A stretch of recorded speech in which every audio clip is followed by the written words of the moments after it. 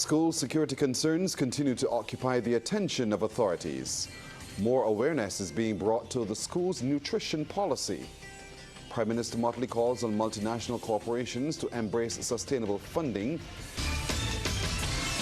Broadcasting from our studios in the Pine St. Michael, this is CBC NewsNight, starting now.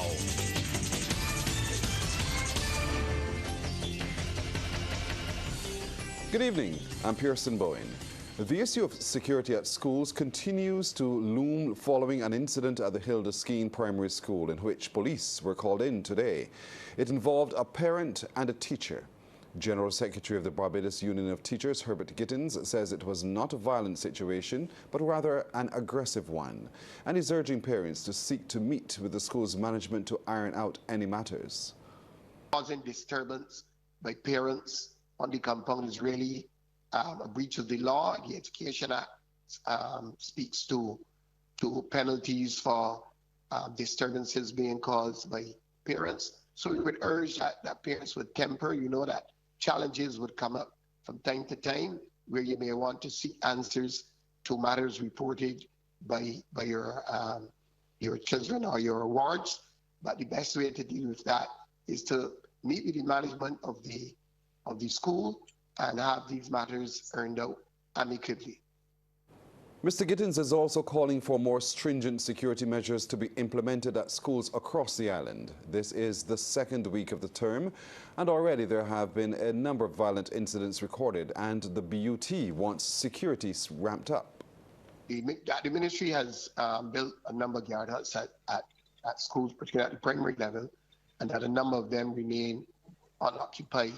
So the union is urging that the authorities to take the matter of security seriously, work with the Ministry of Defense and Security to ensure that all schools are equipped with security guards, and that the various managers of these schools will put the necessary measures in place to ensure as much safety and security as possible at our various schools in Barbados. Communications consultant with the Ministry of Education, Gaynell Marshall, confirms a male parent entered the Ruby St. Philip Learning Institution and behaved in a manner that left teachers and students feeling threatened. She says police were called in to contain the matter and the school was closed for the remainder of the day. The ministry appeals to the public not to try to enter school compounds unannounced. Appointments must be made, permissions granted, and identification presented in order to gain access to school compounds. Youth advocates of the Heart and Stroke Foundation of Barbados continue to bring awareness to the school's nutrition policy, which was implemented in February 2023. And they join their voices with regional youth in urging government officials to get on board and play their part in ensuring the nation's youth are healthier for the long haul. Rachel Agard attended the Hope for the Future event hosted by the Heart and Stroke Foundation of Barbados in collaboration with the Healthy Caribbean Coalition, and at the Blackman and Gollop Primary School today, she filed this report. Minister of State in the Ministry of Health and Wellness, Davidson Ishmael, is urging parents to start eating healthy in the home to encourage children to do the same. He says despite the national school's nutrition policy still being in the implementation stages, awareness is key to bringing about a lifestyle change. We have done, I think, an admirable job of going around and engaging as many stakeholders as possible, but we know that there will still be persons who will see some challenge with how this policy will be implemented and how it will affect their lifestyle. So I want to encourage the parents out there, all the questions that they may have, we understand and we appreciate the concern, we understand the hesitation. Persons are wondering where they're going to get the healthier options, they're worried about the cost of the healthier options, and different things like that. The government of Barbados is going to do whatever we can in terms of policy, in terms of frameworks, in terms of execution of the same policy to see how we can best navigate this so that all stakeholders involved get the best possible deal. The school nutrition policy. Aidan Allen of the Blackman and Gollop Primary School penned a letter to Chief Education Officer Dr. Ramona Archer Bradshaw asking her to continue to make the health and wellness of the nation's children a priority. What will this nutrition policy mean?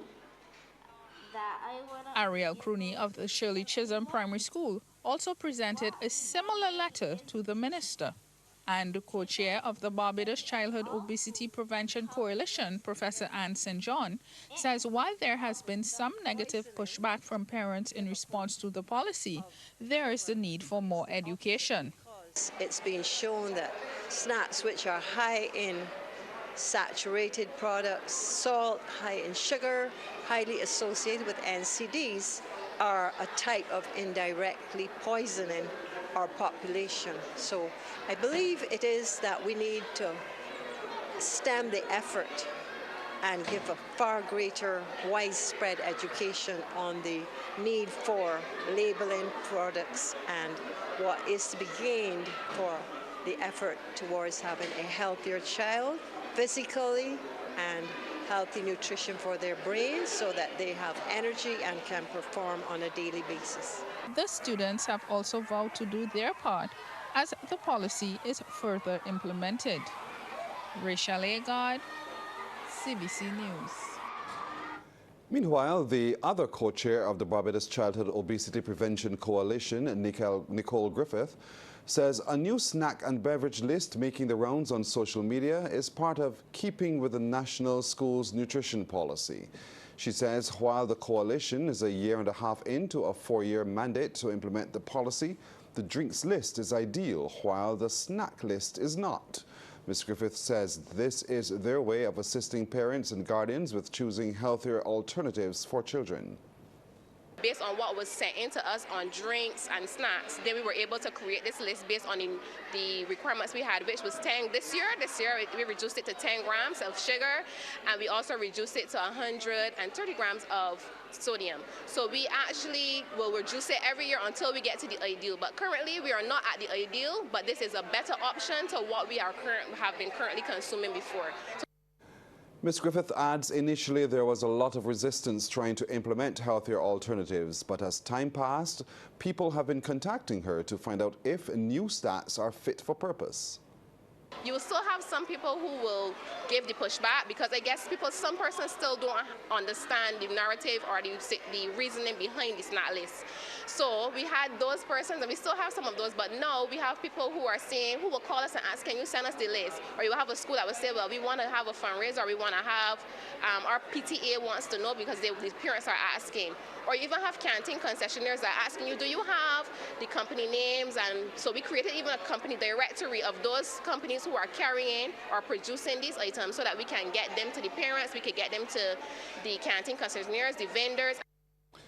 Young Barbadians have been advised that they can change the public's perception of them through their positive deeds. This from the principal of the Lodge School, Stephen Jackman, as the school recognized 5 outstanding 6th form students who not only attained academic success, but are being hailed as examples for others to follow. He says the 5 have started on their journey to make Barbados a better place. Every day, the media, social media, any communication device holds up not what the best of young people are, but what the worst can be. My generation cannot change that impression of you. The only persons who can change that impression are you yourself.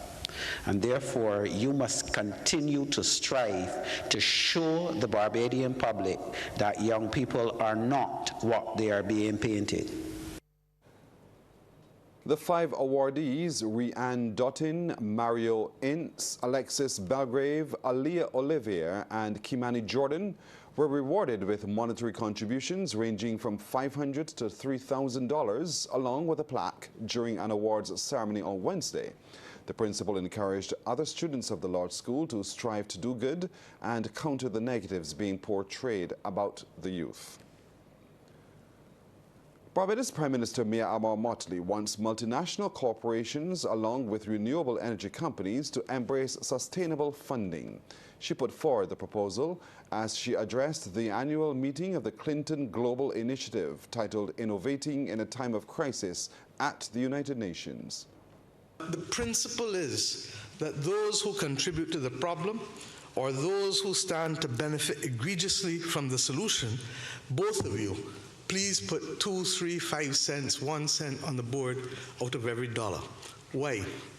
Because that is a form of sustainable funding that is needed at this point in time to guarantee that when countries and companies start to make the clean transition, that there is a pipeline of funding that is secure. And we're not limiting this to climate alone, by the way.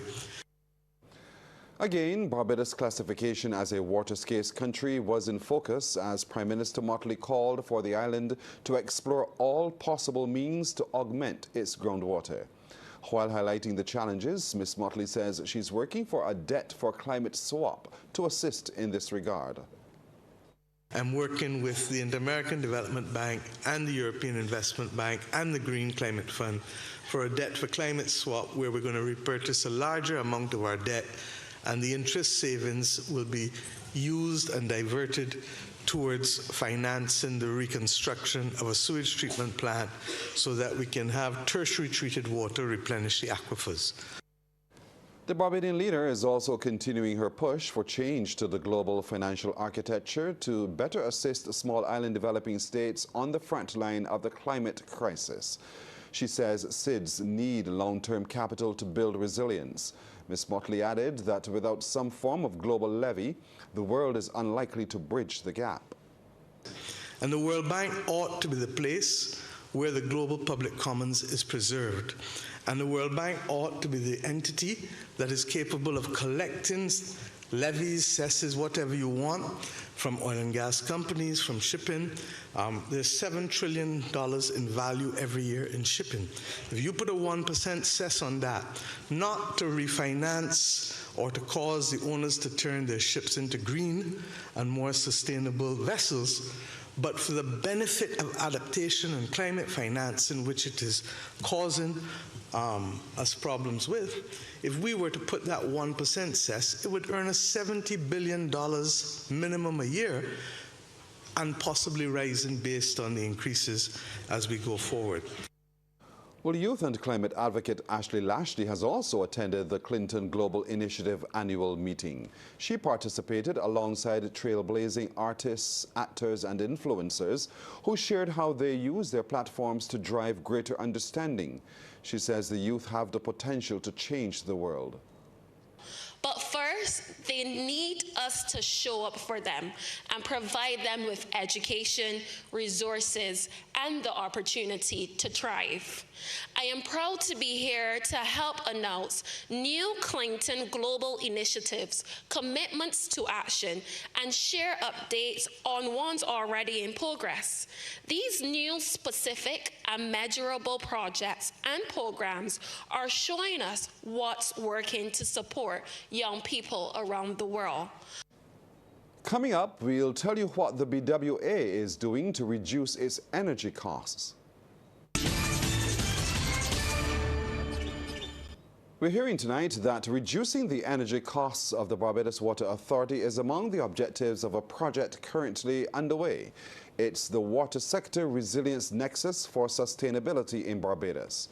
During a town hall meeting at the St. Anne's Anglican Church, renewable energy specialist Felicia Cox said the BWA is trying to move away from disruptions to the water supply in the event of a power outage. While the sun is shining, there'll be these systems, these photovoltaic solar systems at the pumping station that will sell electricity to help to defray the cost of doing what they do, which is producing the water, right? That will help to control costs, okay? They'll be using at night, but from the grid, but they'll be producing during the day. But when the grid is down now, you can't sell anything. It doesn't matter, and you still can't use. So you'll be able now to produce water still with the standby systems, whether they are microturbines, diesel generator sets, or what have you. Ms. Cox has offered a number of suggestions on how Barbadians can conserve water. If you have a nice big kitchen garden and you want to be able to water it, how cheap is it to water it from the mains? You might not let your water bill when you're finished. That's why it's a good idea, if you're doing that, to do rainwater harvesting. And Barbadians are being encouraged to take advantage of the heavy rainfall the country is experiencing this month. This from Alex Herwood, the National Project Coordinator for the Water Sector Resilience Nexus for Sustainability in Barbados initiative. He was speaking at one of several town halls to sensitize the public about the multi-million-dollar project being co-implemented by the Caribbean Community Climate Change Center and the Barbados Water Authority. The Planning and Development Department, yes, they would have recommended that we would utilize rainwater harvesting, but that isn't anything necessarily that is enforced. So what we are doing, or what we seek to do in this WSRNS Aquashore Barbados project, is to encourage persons to do rainwater harvesting. Rainwater harvesting not only allows you to have that autonomy when it comes to doing using water for non-potable uses, but it also decreases your demand on the actual water hydraulic system. A Christchurch man has been arrested and charged with the death of Dominic Yard, who was gunned down in a daylight attack late last month. The accused is 23-year-old Khalil Tremaine Shaquan Goodridge of number 66 Hillside Road, Gall Hill, Christchurch. Yard of St. Patrick's, Christchurch, was driving along Hillside Road when he was attacked by a lone gunman. In an attempt to drive away, his vehicle collided with two other vehicles and overturned. The assailant reportedly continued firing shots before fleeing the scene. Residents of the Christchurch community attempted to assist by pulling Yard from the vehicle. He, however, passed away at the scene. Well, Goodridge appeared before Magistrate Deirdre McKenna of the Oasis Magistrates Court today. And meanwhile, the police service has jointly charged 17-year-old Michael Delroy James of Welchman Hall, St. Thomas, and Goodridge with a number of offences while at First Avenue, Lower Carlton, St. James on September the 15th. They've been charged with endangering the lives of 5 people and criminal damage to a house in the area. Both men are charged separately with the unlawful use of a firearm. James appeared in the Whole Town Magistrates Court on Monday before Magistrate Wayne Clark and was remanded to Dodds Prison to reappear in the same court on the 21st of October. Goodridge is scheduled to appear on the same date to answer to the mentioned charges. Time for Sports Night now. Stepping up to the plate is Damien Best. Damien, good evening. Good evening to you, Pearson. Good evening to our viewers and listeners. Some cricket news first up. Barbados Royals can move back into second place of the Republic Bank CPL if they defeat Ghana Amazon Warriors in tonight's fixture. Now, both teams are on 10 points, with Royals third due to an inferior net run rate, but victory will put them on 12 points and the possibility of finishing first, as they have one more preliminary game to play after tonight. The match began at 7 o'clock, and a short while ago, Warriors batting first were 60 for 2 after 6 overs. Barbados won 6 medals at the recent 4th International Shotokan Karate Federation World Shoto Cup, which took place at the UEL Sports Dock University in Beckton, London. Barbados sent 11 athletes to the competition, which attracted some 350 karatekas from 18 countries. Leading the medal parade for Team Barbados was Tariq Jordan, who won gold in the teenage kata. The other medals were all bronze: Maria Warren in the super seniors kata, Trinity Knight in the teenage kumite, Shauna Griffith in the seniors kata, Levi Kelly in the 7 to 12 age group kumite, Jaden Job that is in the 7 to 12 kumite, while the team kata of Job Kelly and Noisha Del Peach won the final bronze. Well, former undisputed world drafts champion Ronald Suki King is in a 3-way tie for the top spot after 4 rounds of the 3-move restriction World Championship qualifier being played in Germany. International Grandmaster King is one of 3 players on 12 points, along with Michaela Yulia of South Africa and Matteo Berrettini of Italy. Other Barbadian drafts players in pursuit of earning the right to challenge champion Sergio Scarpetta of Italy for the world title next year include Kent Lane, who is tied with 2 other players on 7 points in 16th position, and Colin Price, who was 17th but slipped to 21st overall. After today's action, he is on 5 points. Well, a big doubleheader clash is already underway in the Prime Minister's Cup football competition. Pinelands and UWI Blackbirds are currently locked in a keen battle in the first match of Group C At the Friendship Ground in St. Michael, the Blackbirds are top of the table in Group C with 6 points after 2 rounds, while Pylons are still searching for their first win. 9 o'clock game will feature second place Kickstart Rush versus Barbados Soccer Academy, who have to win big to keep their hopes of progressing alive. Now in the latest fixtures, on Monday night, Parish Land and Notre Dame played to a 1-1 draw in Group A. Jamal Grazette netted for Dames in the first minute of first half injury time, while Rick Kobe Lewis scored for Parish Land in the 63rd as the teams shared the points. In the nightcap, Shalon Cullimore put St. Andrew Lands up 1-0 in the 52nd minute, only for Ricardo Carter to level in the 65th for Deacons, making it 1-1. Darico King will settle the clash for the Lions in the 79th to give them their first win, 2-1. Despite the defeat, Deacons top the table in a Group A on 6 points and are through to the round of 16, while Parishland also advanced, finishing on 4 points, the same as Dames, but with a superior goal difference. And that is the first half in sports. Pearson, is back over to you. I'll be back a bit later on. Thank you, Damien. Business Report is next.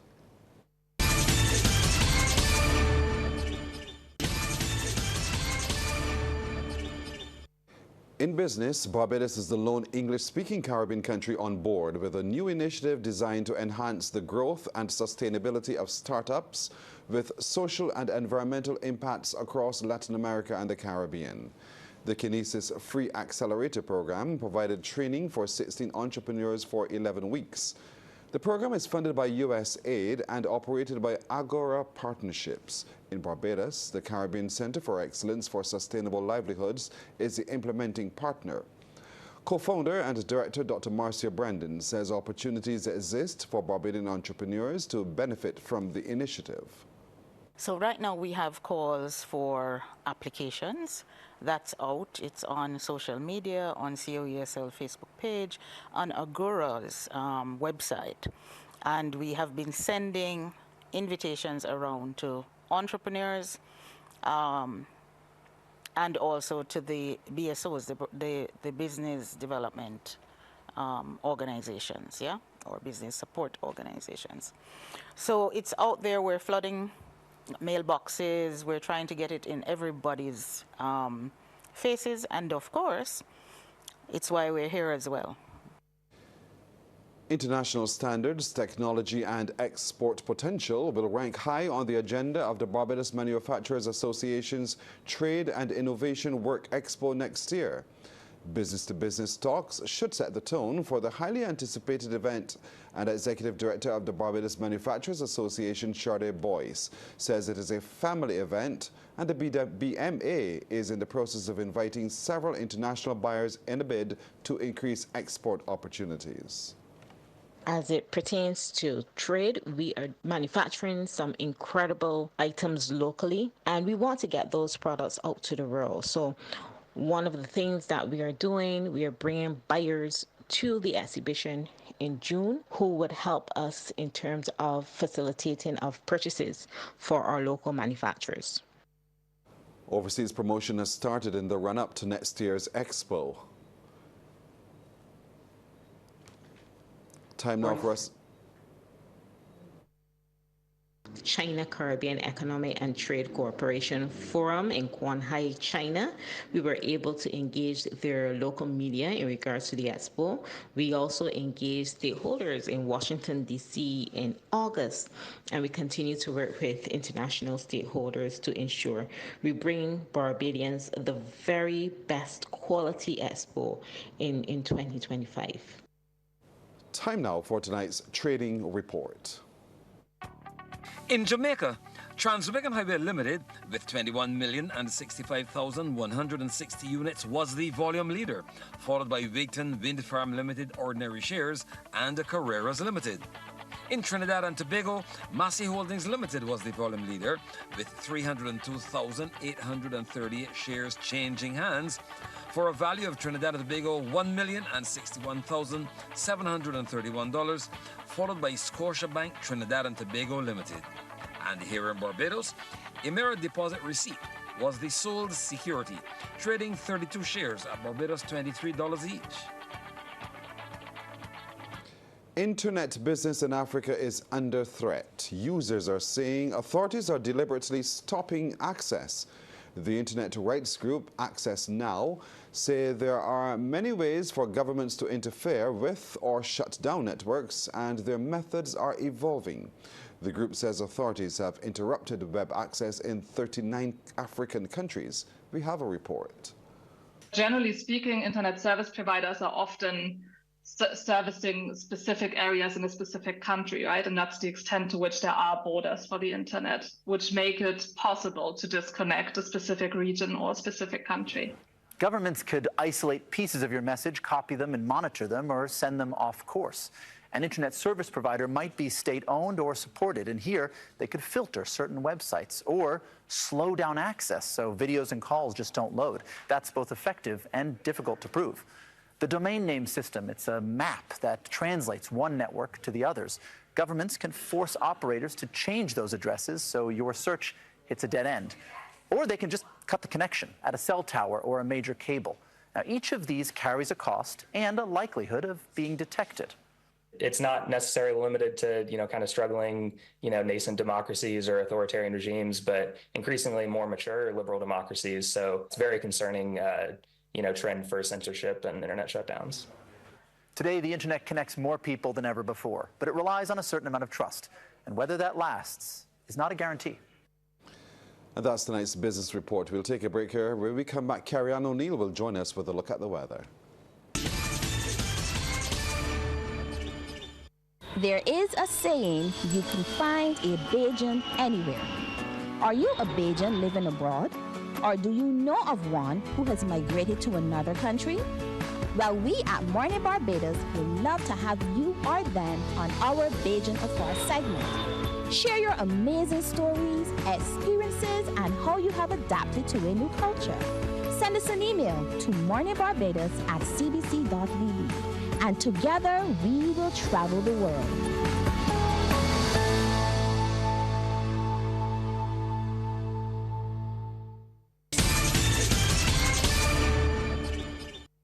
Time now to head over to the weather wall and say good evening to Carrie-Ann O'Neill. Good evening. Good evening to you, Pearson, and good evening, everyone. Well, a tropical wave is impacting us here in Barbados.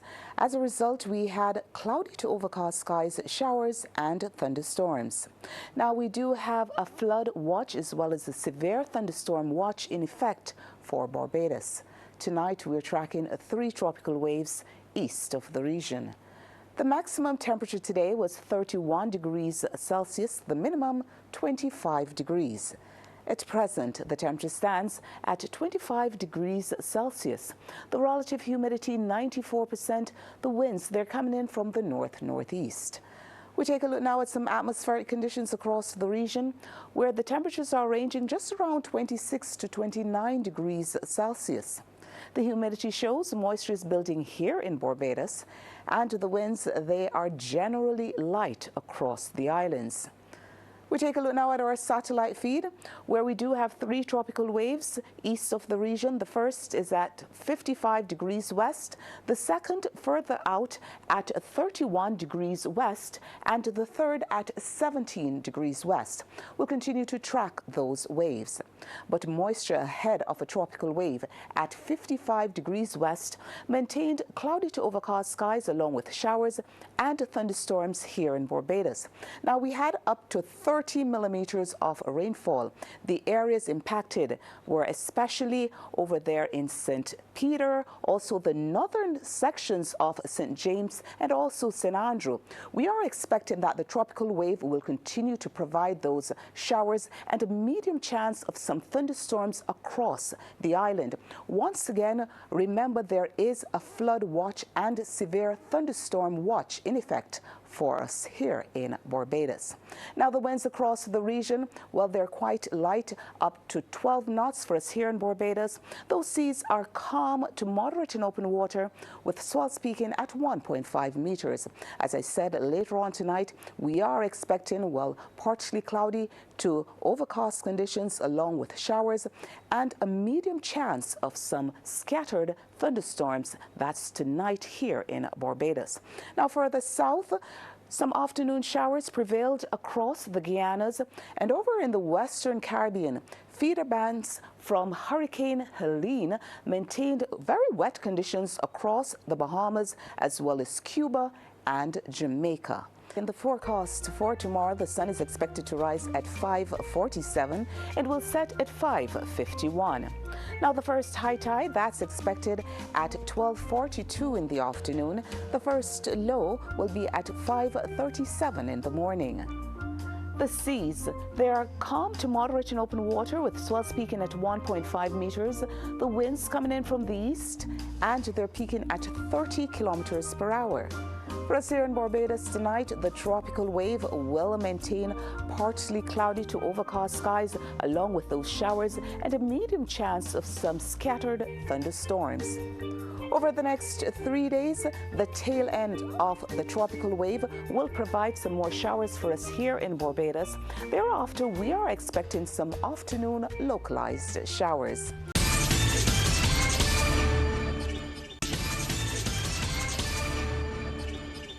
Let's welcome back Damien Best with more sports. Damien. Thanks so much, Pearson. Well, #1 seeds College Lands and the #2 seeds Cam Smart Assurance Heat have taken Game 1 of the BABA First Division Best of 3 semi-final series. Playing recently at the BCC Gym, the Heat defeated Police Sports Club 67-43. Meanwhile, College outworked VJ Carrington Building and Maintenance Challengers 66-55. Here's a look at that game. A look at the First Division semi-final between Challengers and College Lands with possession. Jeremy Whittaker calling for mid-range jumper for 2 of his 14 points. Christopher Cadogan had a great game as well, poured in 12 points, elevates and gets the friendly roll. Productivity from Challengers was slow in coming, but they kept tabs on their rivals, Mark Leacock, with 2 of his 12. He was also good defensively. The steal and outlet pass to Ryan Wood, easily done. But it will be College with the advantage at halftime up 30-24. That's a triple from upstairs.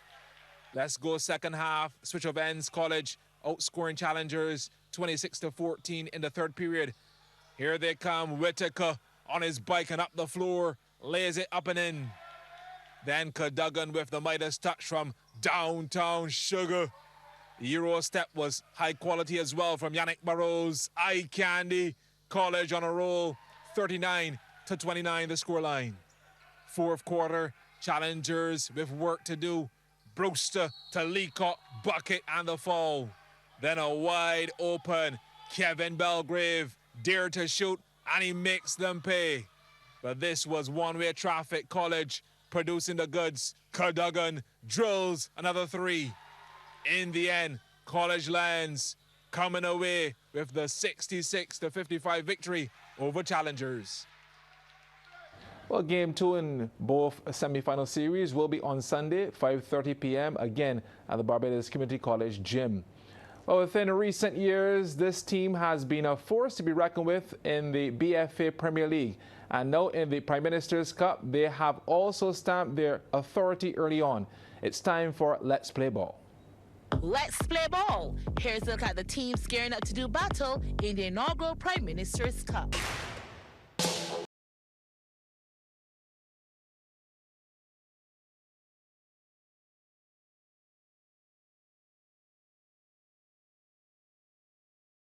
A trip to the heart of the island, St. George, led us to Ellerton, where under the watchful eye of Coach Alvin Gateman Holder, that side has been putting in intense training. After all, with an opening win against Greens United, they aim to keep the winning momentum going, and the players are fully invested. The fellas have really committed themselves to football and to this tournament. So I get a lot of numbers at night, so it's be good for a coach when he gets any numbers. He could play games, he could do a lot of things. Like most of the teams, there are certain areas that they're working on. To me, I work a lot more on the fitness of the players than maybe was in the Premier League. So that should help a lot because I realize a lot of our goals is scoring, really conceding a lot of goals late down in 70th minute and that's our time, 80th minute. So I feel sometimes be a lack of fitness and concentration.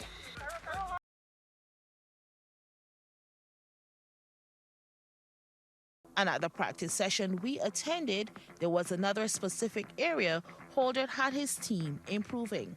This is actually teaching the fellas to play under pressure, right? Because, you know, when you play on a bigger field now, it can be much easier. So playing in this tight space with so much players, they learn to use the ball 1 and 2 touch. So, yeah, that should improve the players too in that aspect too. Of course, Allerton has their sights set on the big prize. They have a very good chance.